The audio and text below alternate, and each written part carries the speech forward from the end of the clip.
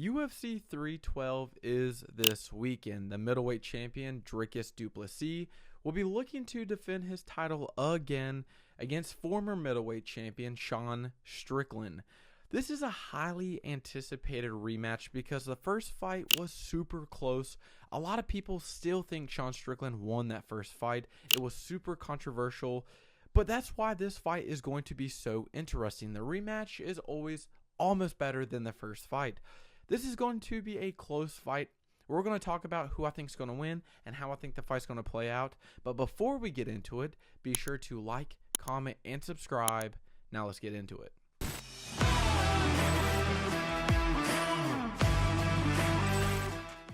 Dricus Du Plessis versus Sean Strickland 2.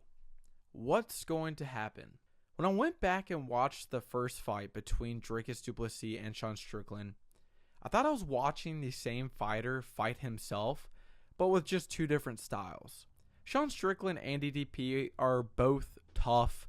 They have cardio, relentless pressure, and they have this weird, awkward style where they're not like trying to finish you with like every shot, but they overload you and overwhelm you with the amount of strikes that they are throwing. And then you get yourself caught in a weird situation, and then that's when they look really good, right? Whether it's Sean Strickland pushing someone back and then landing a ton of teep kicks, and then the 1-2 is landing really well, or if it's Dricus Du Plessis pushing someone back with body kicks or that weird front calf kick, and then throwing an overhand right, and then it's connecting. Whatever it is, it looks like it's from the same fighter. Dricus Du Plessis and Sean Strickland are obviously different. They have different styles. But when it comes down to who they are and how they fight, it is very similar. It seems like both fighters, they don't really like have a plan going in. And I don't mean by that like they don't know how to fight. Obviously they do. They're champions. They're in the UFC. But it seems like they both go in there with that like sparring mentality, that sparring style where they're just like, well, we'll just see where this goes. When you look at someone like Alex Pereira or Volkanovski, Ilya Topuria even, it seems like they go in there and there's like a plan. Okay, I'm going to beat up the legs. I'm going to beat up the body. I'm going to slow him down. I'm going to start head hunting. I'm going to clinch up if he's against the fence. I'm going to do these steps so this will happen. With Dricus and Sean Strickland, it seems like they both just go in there and they both throw whatever to see what works and what doesn't, and then they just try sticking to that. Obviously, Dricus Du Plessis was tearing up the body a lot, especially in rounds 2, 3, and 4 when they fought the first time, and you saw that because Sean Strickland was moving less, he was head hunting, he couldn't really move and throw much leg kicks or teeps because Dricus Du Plessis was tearing up the body, blitzing in, so he couldn't really time him, and he won the fight like that. Sean Strickland, it seems like he does the same thing where he's just like throwing teeps and throwing the 1-2, and he's just relying on the pressure. He's just relying on you backing up, and then everything is a timing game for Sean Strickland. It's just, okay, you're moving back. Okay, step, 1-2. Okay, step. Okay, moving, pressure. He's against the fence. There it is. Dricus Du Plessis, it's the same way, right? He's going for the body. He's trying to push you against the fence. And when it comes to fights like this, where they are super similar and they have like this weird fighting style and there's not really a plan, I feel like the winner comes from who has had or who looks like they're doing more, even if it's the same. And what I mean by this is I feel like Sean Strickland and Dricus Du Plessis is going to be a very close fight. I think it's going to look identical. They're both going to land great shots. They're both going to have a high number of significant strikes thrown. They're both going to land something crazy. But it's going to be whoever can end off or look like there's been more impact done by the other person. So Sean Strickland could land 20 jabs in a row and land some big teeps against Dricus Du Plessis. And it's like, dang, he's killing him with the jab. But I feel like if Dricus Du Plessis just steps in and then he eats a lot of shots, but he throws one crazy elbow and, oh my God, Sean Strickland's moving back. Although Sean Strickland landed more, they're going to look at that one big elbow or right hand from Dricus and be like, okay, he ended off the combination with that big jab or big elbow. It made Sean Strickland reset. Dricus Du Plessis won that exchange. Or it's going to be Sean Strickland, oh, he's messing up Dricus Du Plessis on the feet. Dricus can't move out of the way of the jab. Dricus goes for the takedown, gets the takedown, but Sean Strickland's up. but Dricus took him down. So Dricus won that exchange.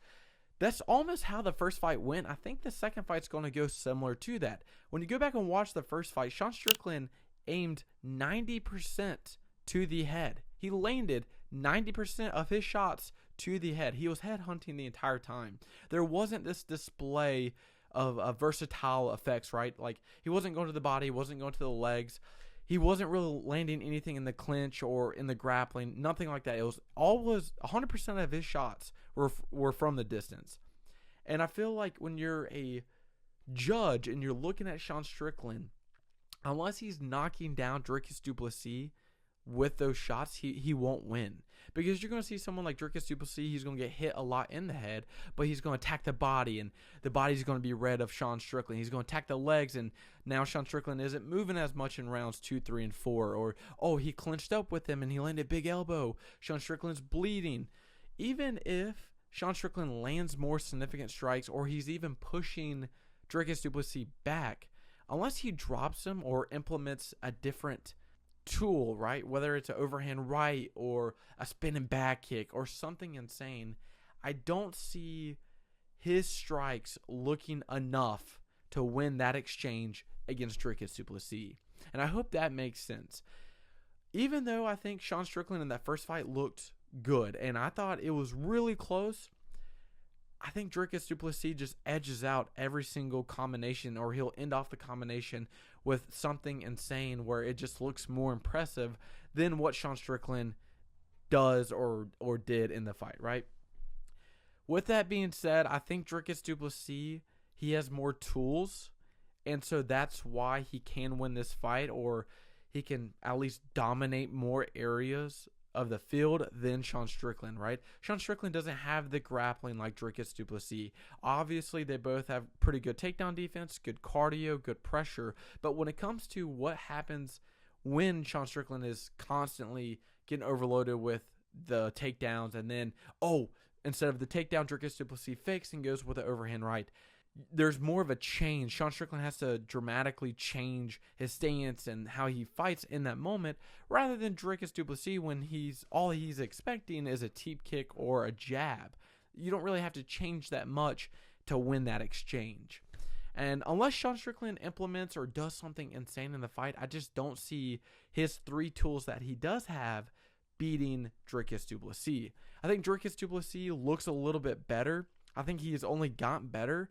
And when you look at Sean Strickland's previous fights, I feel like he always looks the same. And it's just that overwhelming pressure that gets to his opponents. It's not necessarily like his technique or, oh my God, his teep kick is amazing, or his 1-2 is just so flawless. It's just the overwhelming pressure and the cardio from Sean Strickland that eventually wears out his opponents, rather than his actual striking technique, right? He has this weird sparring style where he's not necessarily like trying to knock you out right now, but it's just, I'm overwhelming you and I'm just touching you up and just seeing what works and what doesn't. I feel like with Dricus Du Plessis, I think he has more tools that he can win. Yes, he does have good cardio and he overwhelms you too, but he also has the body kicks and the weird blitzes going in and the grappling. And I think that plays a bigger effect in this fight than Sean Strickland's game plan and his style. I think that's why Dricus won the first fight like he did, and why he also beat Israel Adesanya. The weird blitzes and the switch stances and the grappling all of a sudden is a lot harder to understand and read when it's all happening at one time, rather than just the striking, right? You're going from just looking at striking to striking, clinch game, grappling, and that's really what this fight tells. I think Dricus Du Plessis beats Sean Strickland. Like I said, this is going to be a very close fight, just like the first fight. I think the first fight will look just like this fight. However, I think Dricus Du Plessis will land a little bit more. I think he'll be a little bit more confident in this fight, given that he beat Sean Strickland the first time, rather than this is like the first time ever. I think you're going to see Dricus Du Plessis blitz more in the first 2 rounds. In the first fight, it took him until about the end of the second round, beginning of the third, till he really started, throwing more and blitzing in more and not really caring if he got hit. And I think if he starts earlier, maybe at the beginning of the second round, I think you'll see that wear and effect on Sean Strickland a lot sooner than you did on the first fight. I think Dricus Du Plessis, if he beats Sean Strickland, there's no other contender but Khamzat to face next. I don't mind the Imavov fight, but Imavov just fought. I'd like to see him take some time off and either fight Khamzat for the #1 contender or just wait for the title. I would like to see these fresh matchups for the middleweight division. If Khamzat fights next and beats Dricus Du Plessis, then we have Imavov to step up next. I don't want to see a rotating of Sean Strickland, DDP, or Izzy for the title. I want to see some new contenders. So if DDP does beat Sean Strickland, I think you have to run Khamzat next. If Sean Strickland somehow beats DDP, I think you got to run the trilogy. I think that is a great trilogy to fight. And then you do Khamzat versus Imavov for the #1 contender, only if Sean Strickland beats Dricus Du Plessis. That is my analysis of this fight. I hope you enjoyed. Be sure to like, comment who you think will win this fight, and subscribe for more content like this. See you in the next video.